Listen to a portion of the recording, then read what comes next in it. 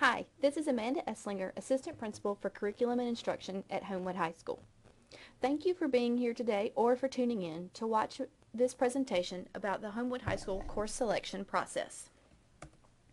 I would like to begin with the course selection timeline. It kicks off on February the 12th and 13th for some students with a study talk and a curriculum guide overview. A lot of what the students will hear is in this presentation as well, and a copy of the study talk presentation is available on Homewood High School's website. Once course selection begins, the students have about a week to enter their online course selections in the student portal and then to return their course selection sheets to their fifth period teacher. These documents and the online course entry is due on February the 20th. Once everything is in and all of the course selection sheets have been returned, our grade level counselors will begin to meet with each student individually to look at the courses that they have selected and to help them find a balance that is best for them for the coming year. After all students have met with their counselor, and we have had time to enter all of the stuff, for lack of a better term, in the computer, we will mail home a course verification sheet. Parents should sign this course verification sheet and students should return it to their fifth period teacher by Tuesday, April 16th. Another really important deadline that I want to bring to your attention is the course change request deadline. The last day to make a course change request is the last day of school. For example, if a student goes into the summer planning to take pre-AP English and they call at the end of June, they will not be allowed to change to regular English because the course change request deadline will have passed. The last day for course change request is the last day of school. One thing that students should definitely consider as they are making their course selections is the graduation requirements. All students are required to have 4 English, 4 math, 4 science, and 4 social studies credits. Each student must take career preparedness, and each student must take Life PE, which in some cases can be substituted for JROTC. They must also take Health, which is a half-credit course, and they should have 3 credits of what we at Homewood High School call interest-based courses. These are career tech courses, fine arts courses, or world language courses. Then students have roughly 2.5 credits of additional electives that they can choose from that do not have to fall into a particular category. In order for a student to receive an advanced academic endorsement, they must take a math course, Algebra 2 with Trig or higher, and they must have 2 years of the same world language and then 1 additional elective course. For a student to have the seal of distinction, they must take 3 advanced placement classes. They must have 3 credits worth of advanced placement courses and take the corresponding AP exam for those classes. Our overall goal for course selection is for students to find a healthy balance for their courses based on activities, interest, and time commitment. There's a lot to consider as we go into that. The first is the expectations of each course. I'm going to speak to that a little bit more in just a moment. Their past performance. We encourage students to follow their strengths. If they have been very, very successful in English, that could be an area where they want to continue to challenge themselves.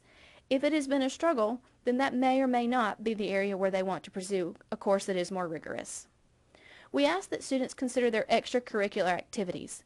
The most valuable commodity in the world is time, because I know I never seem to have enough of it. So we ask that students consider how much time they spend in extracurricular activities and how much time that leaves for their overall cumulative workload. It almost falls into the philosophy of you can do anything, but sometimes you can't do everything. While each course may be the perfect fit for a student, when all things are added together, it may tip the scales where the student becomes overwhelmed. So we ask that students consider the cumulative workload that they are building. We also ask them to consider their responsibilities outside of school. Many of our students work, many of our students volunteer, and we just want to make sure that all of the students have the time that they need to be successful in their courses. Another thing to consider is to look at a student's long-term goals. If they are going to major in something in the science field, that may be the area where they want to challenge themselves. If they think that they want to be an English major, then definitely taking a pre-AP or an AP English course could be a right choice for them. We have open enrollment for all of our classes, which means ultimately students and parents can make the choice about what students take for their classes. We encourage them to choose the courses that are most appropriate for them and interesting to them. This is a very individual decision, and they should not make choices based on what their friends are taking, what siblings took, or what they think might just be an easy route. We ask for them to choose their courses wisely and make it what is most appropriate for them. They should also choose their alternates wisely. You'll notice that on the course selection sheet that your student will bring home, it doesn't say the word alternates. It says additional choices, and this is very intentional because any class that is entered into the online system or anything listed on their course selection sheet is fair game to be on the student's schedule. A lot of students will say, well, that was my last one. I didn't think I would really be in it. While we try very hard to give all students their first choice, sometimes it just isn't possible. We use the additional choices to fill in any gaps that may be created or to help us find courses that could be interesting if everything they listed is not available. We do not recommend that students leave it blank. We ask that they choose all classes that they would be okay with being on their schedule. I mentioned the estimated time commitment for the courses, and I just wanted to throw this up there for just a moment, where students can consider that cumulative workload that I was speaking about. For each general class, you can see that if they take 4 general classes, they can plan to have 8 to 12 hours of homework a night, obviously give or take a few hours, just depending on what's going on. But the more pre-AP and more AP courses that students take, the more demand for weekly hours spent doing homework. Just something to consider as your student is considering the overall cumulative workload. I've spoken about the online course requests that are due on February the 20th. Just really quickly, I want to show you the directions that students are also receiving a copy of. Once students log in to the iNow student portal, just like they do to check their grades, they will see on the far left-hand side there's a tab that says Requests. Students will need to make sure that the school year in the drop-down box in the top corner says 2019-2020 because they are entering their course request for next year. They will have the option of our current year. That is not what they should choose. They should choose 2019-2020. After that, students are encouraged to click Add and search by course number. It is not recommended that they search by course name or anything else, but just the 6-digit course number that's listed on their course selection sheet. Once they search by course number, they will have the option to highlight and then add again once they have highlighted the course that they choose. Each course can be entered, searched, and added, and then they will have a list of all of the requests that are listed on their course selection sheet. The status should read pending. This is very intentional because all requests are pending until the grade level counselors go in and review them. If they make a mistake, it's certainly okay. They can highlight the course and click Remove. It gets a little scary because they get this drop-down box that says, "Are you sure?" But it's okay to press OK and move on. They can always re-enter something if there's an issue. Additional resources for students to consider when they are making these choices and entering things into the online portal. They have their current teachers. These teachers know the work ethic, their ability, and what your students' passions are. So I encourage students to talk to their current teachers. I also encourage students to talk to their teachers who may teach a class that they want to take in the future. If there is a student who is considering taking AP U.S. History, I would definitely encourage them to speak with Ms. Flinko. She can tell them the kind of activities that they complete in class, how much time they can expect to devote to the class, and what strengths have been beneficial for students who have done well in the class. Also, I encourage students to talk to their parents so that you can help advise students on what to take. You know them better than any of us, and at the end of the day, you're the one who has to live with them. We also encourage students to talk with their grade level counselors. This will happen naturally during their individual student advising sessions. Other resources, we have our online curriculum guide that can be found on the Homewood High School website. And this year, something that is new is we have video course descriptions. Our teachers have created very personalized short videos about each of the courses to help students better understand what they know and expected to do in each of our courses. We have several other changes for the 2019-2020 school year, and I'm excited to share these with you. We have some new courses that will be rolling out, and the first 3 are our interest-based courses that fall into that category of graduation requirements.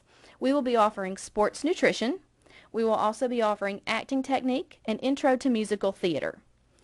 Our creative writing classes will be structured a little bit differently next year. We have always had 2 different creative writing classes, but our creative writing teachers have collaborated to want to make our creative writing classes more of a progression. So students would be able to take creative writing 1, and then if they enjoyed that semester class, they could move into a year-long creative writing where they would expand their writing portfolio.